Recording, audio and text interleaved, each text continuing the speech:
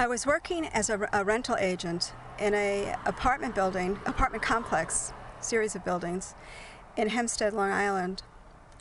Hempstead, Long Island at the time had black and white community neighborhoods, but it was not very integrated, just somewhat. As a rental agent, I was the first person who screened, who actually helped people fill out applications for apartments, and they would have to get by me my approval, my initial approval, which was pretty much the deciding approval to be able to rent an apartment.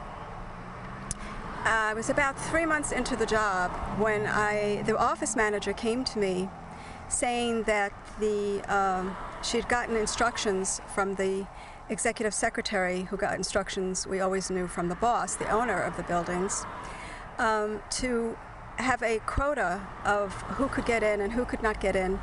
And it had to do with income, but mostly it had to do with race. We could only do allow a certain amount of black families to move in to keep the correct ambiance, as it was more or less put to me.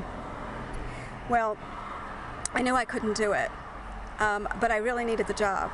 My income was not great, but it helped me get by. I had almost nothing in the bank. I had only a couple $100s, and I was a single mother, not receiving very much support from my daughter's father. So I decided to think about what to do. I didn't respond, and I went home quite distressed, because I had this decision that I felt, frankly, that I was going to probably lose my job. Of course, I wouldn't have left it there. If I had lost my job, I would have tried to pursue the issue, but I didn't want to have to go through that. It wasn't, as we say, my cup of tea. So I decided the best thing to do would be to type out a letter to the owner and to bypass the executive secretary and the office manager and send a message directly to him. And on the message, I said that I was dismayed at the request, and I felt that I couldn't believe that he actually knew about this, that he would have instructed this. So I wanted him to know about it, so that basically, I was trying to give him the opportunity of correcting the situation and maybe saving face, although the truth is my hope was not very high. Anyway, the next day I brought in the letter, sealed, asked to be given to him. The following day, and in the meantime I didn't do any quotas.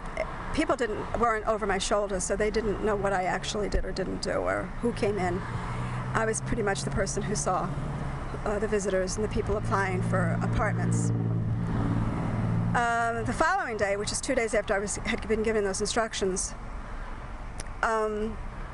the executive secretary says that she would like me to come into her office, and I do, and she said that the boss would like to speak with me during the lunch hour, and was that okay? Was I available?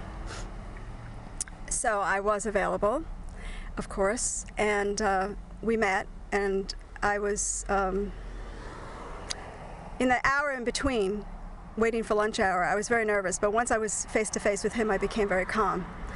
Anyway, he said to me that it was a huge mistake. He never gave such instructions, and that I was to totally ignore the instructions, and that I was to, as long as people met the other criteria, which was, in other words, able to pay the rent, that I should allow them in, and that I should totally just forget about whatever I was told otherwise.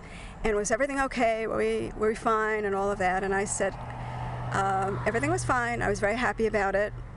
And we shook hands, and that was it. And I didn't lose my job, and I wasn't treated at all disrespectfully. Everything was fine after that.